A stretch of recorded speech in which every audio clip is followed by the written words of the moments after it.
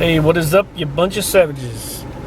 Savage Mister here, and I am going to show you something in Dallas. 30 years ago this week, the movie Robocop opened in theaters, and it was filmed right here in Dallas, and I'm going to show you some of the locations.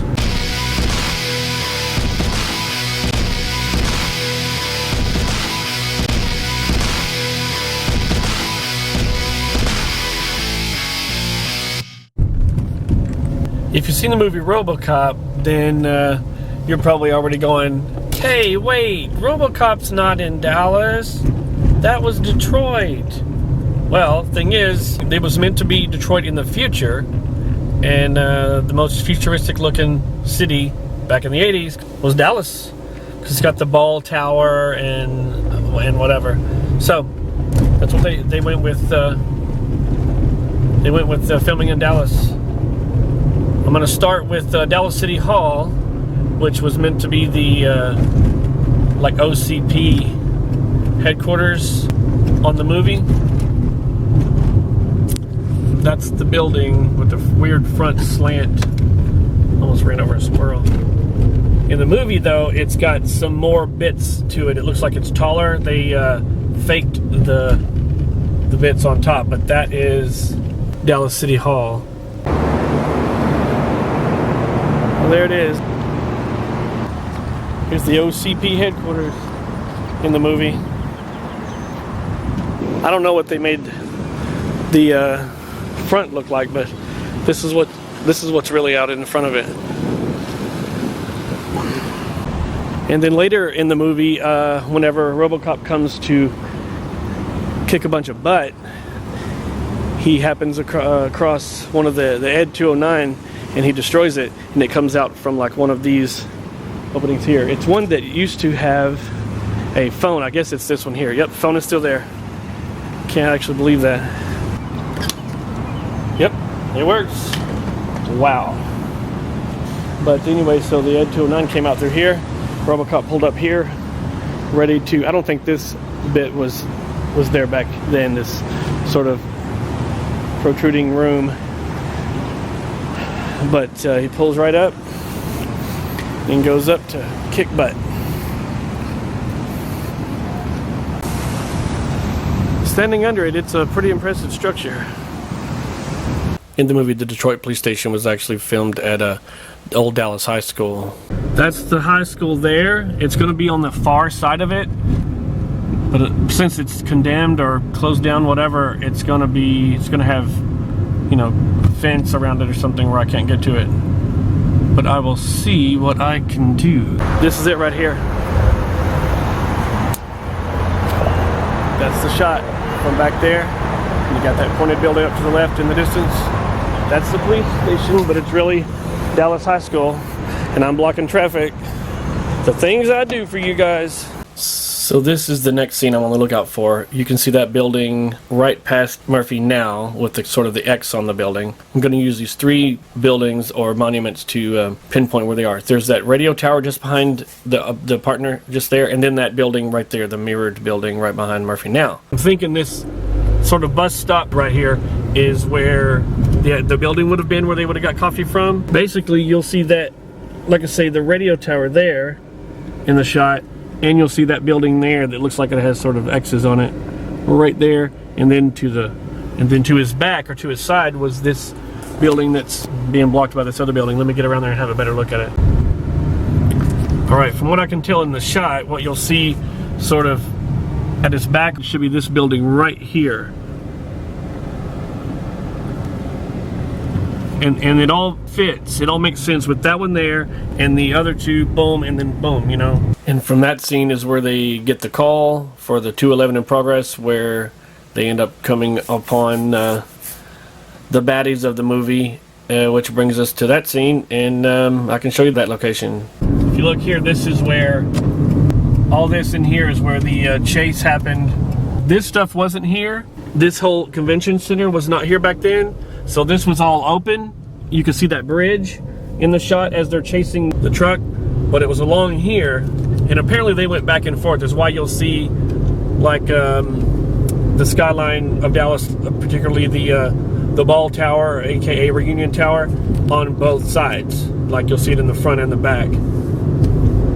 Because they did a lot of, you know, back and forth here. But that convention center was not there. But they just went back and forth on this street here. And right around this corner, let me turn around and you will see, well, real quick, turn around and go the other way as they did. So basically right here, whenever the driver of the truck, he says something, they show the shot, this curve right here is what you'll see. Like he's driving like so, and that's what you see through the, it's this turn.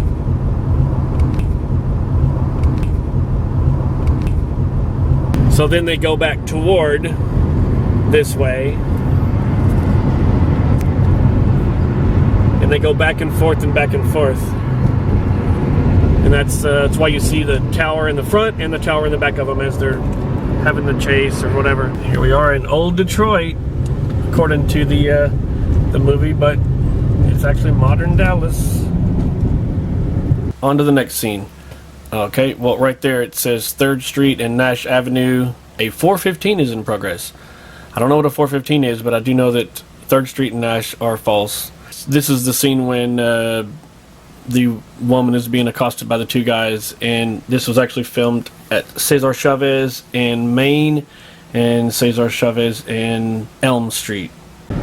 Basically, it's in this bit here, but just across the street. This has got to be the alleyway unless some things have changed over the years, unless they've torn something down, you know. It's just not there anymore. This looks like kind of crappy little area where somebody might get raped. I'm glad it's daylight. Alright, while I was there, I could not find these places. I could not pinpoint them exactly, even though I was walking right in the middle of them. I was there, I couldn't tell by looking. But after getting home and looking at the movie, as you can see, this building that they run away from is right there. And you can see the sort of building to the left. It's exact same in the film. And as they're chasing her over, there's the building where they stop before she runs left of the shot. That building is now gone, as you can see here. That brown one there with the billboard, past the billboard, which the billboard is not there anymore. And they settle right here where Robocop pulls up. You can see that the walls are exactly the same, even after all these years. That's the area. I found it. I just didn't realize I was in it at the moment. Dead or alive, you're coming with me. Oh yeah. But I want to get on this side of the street to show where they probably would have had the cameras to get the vantage point. This is the building where the mayor was held hostage by the guy, and then Robocop comes in and goes through and punches through the wall and pulls the guy through and then throws him out the window, or punches him out the window. Anyway, that's it right there. And in that scene, you can see the yellow park sign. This is it right here, I think across the street. So this must have been moved around that way back some time ago. But even at night, this still gets lit up. Makes sense. Park, there's a park right here. Boom. Oh man, I love clever names. Check that out. A place called Bread Zeppelin, and it has like a bite taken out of a Zeppelin, I guess, which is made of bread. Pretty funny. This is a street where the gang leader got ticked off that one of his members had the same kind of car, the 6000 SUX, so he pulled out a gun and blew it up. The car was parked exactly right where that car is, pretty much, because it was in front of that weird looking. So all these buildings have the same sort of look, right? Except that one that sort of stands out by itself, a little bit shorter than the rest. That's where the car was. Kablooey, boom. I'll slow all this down for you so you can see the see that the buildings are the same in the movie clip and in the clip that I filmed. And there you go. The next one that I want to show, and the last one, which is my favorite, because whenever people do these locations for Robocop, this is the one that they leave out. Anyway, so this is where he goes and finds his former house. Now I'm turning on Marywood. What they call in the movie Primrose, whatever, is actually Marywood in real life. So we're gonna turn around and get that view. There are cars everywhere, so it won't look exactly the same, but this is the shot. Yeah, there are different trees and such there, but this is it.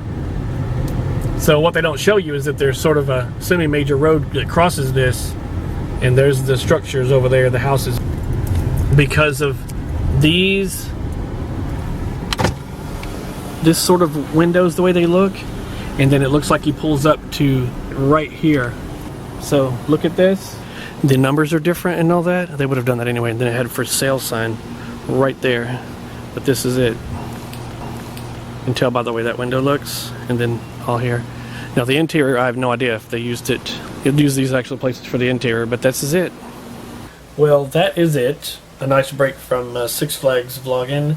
I hope you had as much fun watching it as I did making it. It was really cool for me to see these and be at these locations in person. It's really cool. I will see y'all later, and y'all stay savage. I'd buy that for $1.